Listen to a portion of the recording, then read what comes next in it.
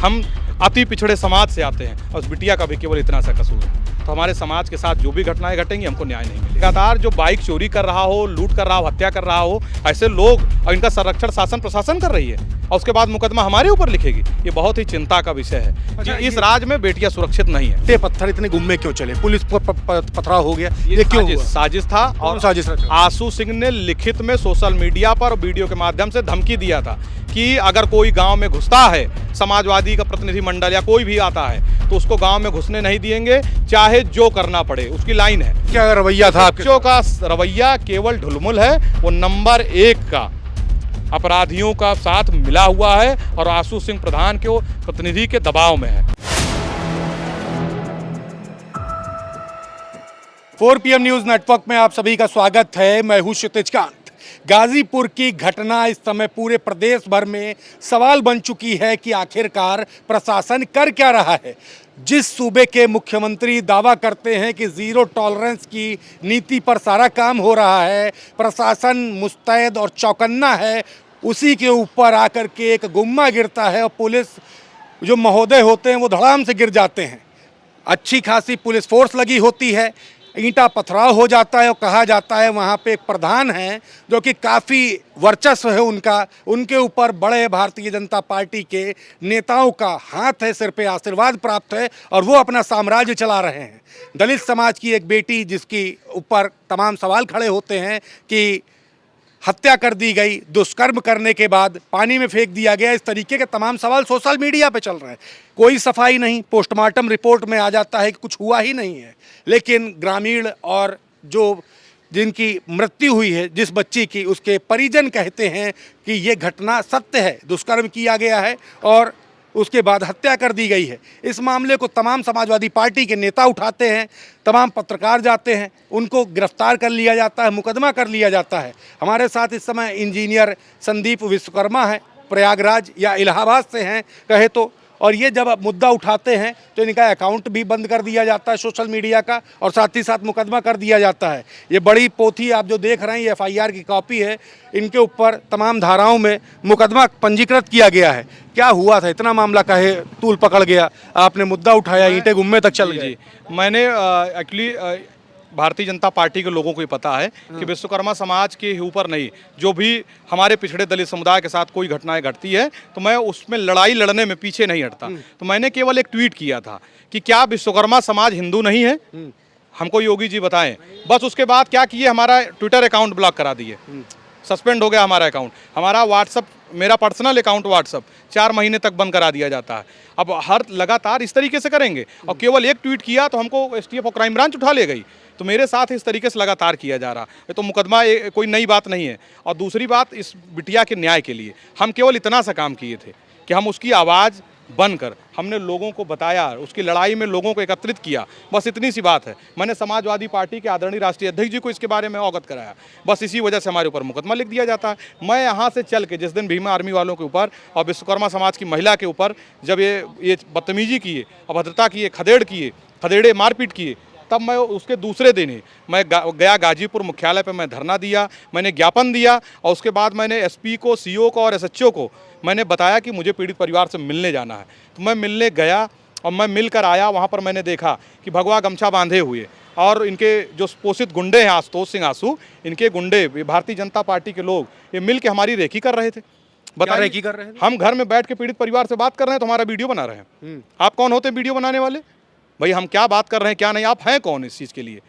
तो हमारी और उस पीड़ित परिवार को इस तरीके से लगातार धमकाया जा रहा था। मैंने SHO को फ़ोन करके बताया, शासन को बताया। SHO का क्या रवैया था? SHO का रवैया केवल ढुलमुल है, वो नंबर 1 का अपराधियों का साथ मिला हुआ है और आशु सिंह प्रधान के प्रतिनिधि के दबाव में है, क्योंकि उसको अपनी कुर्सी प्यारी है, उसको न्याय नहीं प्यारा है, उसको धर्म प्यारा नहीं है, वो उसको बिटिया की जान नहीं प्यारी है। 4 दिन बीत गए, आपने मुकदमा क्यों नहीं लिखा? आज समरसता की बात, ये आंसू करता है, गुंडा, ये माफिया, इसके ऊपर रजिस्टर्ड, इसके ऊपर कई सारे मुकदमे दर्ज हैं। हमारे ऊपर तो मुकदमे करवा के ये बच थोड़ी पाएगा। आप देखिए 2018 में इसके ऊपर मुकदमे दर्ज हुए SC ST के 323, 147, 504, 506 मारपीट करने का, एक धोबी समाज के, मैं दिखा दे रहा हूँ, ये धोबी समाज के, आप ध्यान से देखिए, इनकी पूरा इतिहास आप ले लीजिए कि किस तरीके से ये और इनका ये क्या नाम है, 1 मिनट रुकिएगा, 1 मिनट रुकिएगा, मैं आपको एक बार और दिखा दे रहा हूँ। ये देखा आपने। और ये हैं अभिषेक पांडे। अभिषेक पांडे के ऊपर कितने मुकदमे हैं आप देखिए। मैं सारा सारा इनका काला चिट्ठा लेके आया हूँ, इसीलिए तो हमसे परेशान है। ये हैं, वो उसमें नाम थोड़ा मिस्टेक था, आप इसको दिखाइए, ध्यान से दिखाइए। देखिए किस तरीके से है, इनके ऊपर कितने मुकदमे दर्ज हैं 2018 से। और इनका जो ये इनका शूटर है अभिषेक पांडे, जो दूसरा आरोपी है, उसके ऊपर भी मुकदमे दर्ज हैं। तो इस तरीके से लगातार जो बाइक चोरी कर रहा हो, लूट कर रहा हो, हत्या कर रहा हो, ऐसे लोग, और इनका संरक्षण शासन प्रशासन कर रही है, और उसके बाद मुकदमा हमारे ऊपर लिखेगी, ये बहुत ही चिंता का विषय है। अच्छा, कि इस राज्य में बेटियां सुरक्षित नहीं है। अच्छा, ये भी कहा जा रहा है जो प्रधान है सोशल मीडिया पर, तमाम लोग लिख रहे हैं, मैं वहाँ मौके पे गया नहीं, सोशल मीडिया पे जो देखा कि प्रधान जी पर वहाँ पर तमाम भारतीय जनता पार्टी के नेताओं का आशीर्वाद बना हुआ है, जिस कारण से वो वहाँ गुंडाई कर रहे हैं। इस तरीके की बातें सोशल मीडिया पे लिखी जा रही हैं। प्रधान जी ने कितनी मदद की आप लोगों की या पीड़ित परिवार की? हम लोगों की, हम लोग तो उनके सबसे बड़े दुश्मन हैं, और पीड़ित परिवार तो महा दुश्मन है उनका। ऐसा क्योंकि वो उनके ढोल में जो पोल थे, जो इनके सामंतवादी जो चेहरा है, मुखौटा था इनका, ये जो छुपा हुआ था वो बाहर निकल आया। और ये व्यक्ति लगातार पीड़ित परिवार को धमकाता रहा। अगर आप इतने समरस वाले परिवार के थे, इतना अच्छा विचार था, तो आपको मुकदमा सेम डे क्यों नहीं लिखवाए? और जिस दिन बिटिया का अंतिम संस्कार होता है, उस दिन गांव से मात्र 10 लोग जाते हैं। का ये जो भीड़ इकट्ठा थी प्रतिनिधि मंडल पे हमला करने के लिए, उस दिन चली जाती। और ये सब ये भारतीय जनता पार्टी, और उसमें पता चलता है कि कुछ करणी सेना के लोग भी आए थे। ये लोग केवल और केवल हमला करने के लिए, कि ताकि एक पीड़ित परिवार की, एक विश्वकर्मा समाज की बिटिया को न्याय न मिल सके। आप ये बताइए, अगर आपके गांव में कोई घटना घट जाती है, तो कोई मिलने आए, कोई ना मिलने आए, उससे आपको कोई तकलीफ होगी? बिल्कुल नहीं होगी, होनी भी नहीं चाहिए। तो आपके क्यों तकलीफ में हो रही? क्योंकि दाल में कुछ काला है। इसका भी कहीं ना कहीं अगर जांच हो, तो कहीं ना कहीं इसका भी कहीं ना कहीं मामला निकल के आएगा कि इसका क्या है, क्यों है, और इतना क्यों परेशान है ये। अगर कोई मिलने जाता सबसे ज़्यादा अगर परेशान है तो आशू सिंह क्यों है। अच्छा, ये ईंटें पत्थर इतने गुम्मे क्यों चले? पुलिस पर पथराव हो गया, ये क्यों हुआ? साजिश था। और साजिश रचा? आशू सिंह ने लिखित में सोशल मीडिया पर वीडियो के माध्यम से धमकी दिया था कि अगर कोई गांव में घुसता है, समाजवादी का प्रतिनिधि मंडल या कोई भी आता है, तो उसको गांव में घुसने नहीं दिएंगे, चाहे जो करना पड़े। उसकी लाइन है। और उसके बाद जब हमला करा दिया, तो उसके 3-4 घंटा बाद वो अपडेट करता है, अभी भी पड़ा, मैं स्क्रीनशॉट रखा हूँ, कि घुसने नहीं दिया। तो ये तो लगातार धमका रहा है। और सबसे बड़ी बात है, ऐसे माफिया गुंडों के सामने भारतीय जनता पार्टी का सत्ता शासन नतमस्तक है। तो मैं तो कहूँगा योगी जी से कि आप देख लीजिए किस तरीके से आपके राज्य में आपके समाज के लोग किस तरीके से विश्वकर्मा समाज को पीड़ित करने का काम कर रहे हैं, और भारतीय जनता पार्टी के लोग और वही सब मिल के ईंटा पत्थर चलाए हैं वहाँ पे। अच्छा, ये पुलिस के ऊपर जो पथराव हुआ, पुलिस तो काफ़ी मुस्तैद और चौकन्ना मानी जाती है, इनके ऊपर पथराव, एक वीडियो काफ़ी दर्दनाक है, वायरल हुई। हाँ। क्योंकि वो भी हमारे आपकी तरह वो भी इंसान है, वहाँ ड्यूटी पर थे, उनके सिर पर आके पत्थर गिरता है और बेचारे गिर जाते हैं। वो कर्म का फल है, वो कर्म का फल है। इसलिए तो मैं कहता हूँ कि लगेगी आग तो आएंगे कई घर जद में। यहाँ पर सिर्फ मेरा मकान थोड़ी है। आज जिस तरीके से आप वीडियो में देखिए, अगर ईंट पत्थर चलाना ये लोग शुरू किए, तो पुलिस वहाँ पे डंडा लेके खड़ी थी, मूक दर्शक बनी हुई है। आप वीडियो में देखिए ना कि आप क्यों खड़े, आप क्या उनके ऊपर लाठी नहीं चार्ज कर पाए? लाठी चार्ज केवल समाजवादी लोगों पर करेंगे, केवल बहुजन के लोगों पर करेंगे, पिछड़े दलित के लोगों पर करेंगे? तो ये लगातार आप देखिए, आप मूक दर्शक बने थे, उसी का खामियाजा हुआ कि कहीं ना कहीं इनको चोट लगी, जो कि निंदनीय है, होना नहीं चाहिए था। लेकिन उसके बाद क्या किया एसएचओ करंडा पाठक ने? क्या किया? उसके बाद मुकदमा लिख रहे हैं हम लोगों के ऊपर, हम लोगों को गिरफ्तार कर रहे हैं, 10 लोगों को जेल भेज दिए। अच्छा, कहा जा रहा है जो पोस्टमार्टम रिपोर्ट आई है उसमें दुष्कर्म जैसी कोई बात नहीं, हत्या जैसी कोई बात नहीं है। ये सब जांच का विषय है कि क्या हुआ, क्यों हुआ, कैसे हुआ। अगर ये सारी चीज़ें थी या नहीं थी, जो भी है मैं नहीं जानता, वो जांच का विषय है। लेकिन उसके बाद आप बताइए, पीड़ित परिवार ही तो आरोप लगाया है, हमको कैसे पता चलेगा? लगातार कई सारे सोशल मीडिया वीडियो है, इंटरव्यू है, आप जैसे पत्रकार ने इंटरव्यू किया है, तो पीड़ित परिवार वो खुद बता रहा है कि मेरी बिटिया के साथ ये हुआ, ऐसे हुआ, वैसे हुआ। तो वही बात हम लोग जानते हैं। दूसरी चीज़, अगर कुछ भी नहीं हुआ था तो आपको 4 दिन लगा क्यों मुकदमा लिखने में? बताइए क्यों 4 दिन आपको? आपके ऊपर एफआईआर क्यों हो गई? हमारे ऊपर एफआईआर इसलिए हो गई कि हमने जो पीड़ित परिवार को न्याय दिलाने के लिए मैंने सोशल मीडिया से आवाज़ उठाई। उसके बाद मैंने धरना प्रदर्शन किया गाजीपुर में, और मैं पीड़ित परिवार से जाके मिला, तो इनको ये अखर गया कि 250 किलोमीटर से एक संदीप विश्वकर्मा कैसे धरना करेगा आके गाजीपुर में, कैसे पीड़ित परिवार से मिल लेगा। आप आवाज़ नहीं उठा सकते? आवाज़ उठाएंगे। पत्रकार को दौड़ा के मार रहे हैं ये लोग, पत्रकार को डिटेन कर रहे हैं, मुकदमा कर रहे हैं। और वहाँ के ही सामंतवादी धीरेन्द्र सिंह और क्या नाम है, जो पत्रकार का बाल पकड़ के खींचे, आप देखे होंगे। तो जब पत्रकार नहीं बोल पा रहा है, तो हम लोग सोचिए हम लोग की क्या हालत होगी। हमारा केवल इतना सा कसूर है कि हम विश्वकर्मा समाज से आते हैं, हम अति पिछड़े समाज से आते हैं, और उस बिटिया का भी केवल इतना सा कसूर है। तो हमारे समाज के साथ जो भी घटनाएं घटेंगी हमको न्याय नहीं मिलेगा।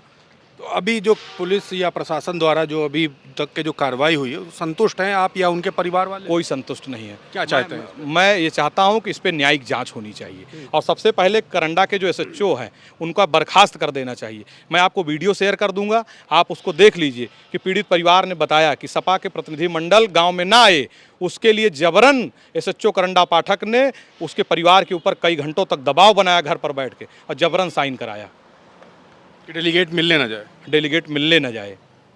और बाद में और पथराव सुनिए हो उसके बाद क्या किए। उसके बाद आशु सिंह के कहने पे ये सारा घटना घटी, और उसके बाद जब प्रतिनिधि मंडल के साथ ये घटना घट जाती है, वो लोग सब घर चले जाते हैं, तो उसी दिन आरोपी के परिवार के लोगों ने, गुंडों ने पीड़ित परिवार के साथ अभद्रता की, उनको मारा पीटा भी है।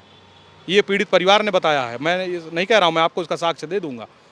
पीड़ित परिवार ऐसा सिया राम शर्मा के साथ उस दिन अभद्रता हुई है, उसी दिन हुई है, उसकी पत्नी के साथ भी हुई।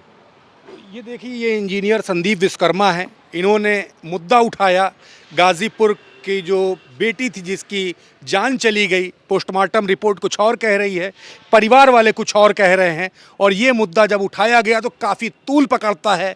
विपक्ष या कहें तीसरे नंबर की देश की पार्टी समाजवादी पार्टी जब इस मुद्दे को उठाती है, सपा सुप्रीमो अखिलेश यादव के जो डेलीगेट्स हैं जब जाते हैं मिलने के लिए, तो रास्ते में ही वहाँ पर जो प्रधान हैं, कहा जाता है कि उनके लोगों ने उन सपा के डेलीगेट पर हमला कर दिया, ईंट पत्थर चले, और वहाँ पे जो पुलिस प्रशासन था उसके ऊपर ईंटा पड़ता है, चोट लगती है पुलिस को, और तमाम घटनाएं हो जाती है। और पुलिस कहीं ना कहीं मूक बन करके इस पूरी घटना को देखती, तमाम सवाल इस तरीके खड़े हो रहे थे।